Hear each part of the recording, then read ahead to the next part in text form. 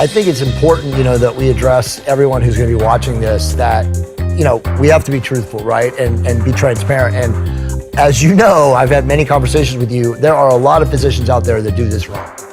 And there are many patients that have a negative connotation of this because they have been given poor instruction, poor prescribing. I mean, I could go on and on and on. So, I think it's our job to dispel the non-evidence-based way to do this. There are clinics on every corner, and they don't do this the right way. Right. That's one of the unfortunate things that I've seen from having other patients come to our clinic. The problem is that they get so caught into the business that they forget that they're actually treating somebody's health here. And that's the fine line that, practitioners or business owners in this field have to realize, that they have to always put the patient's interest first and their health always first.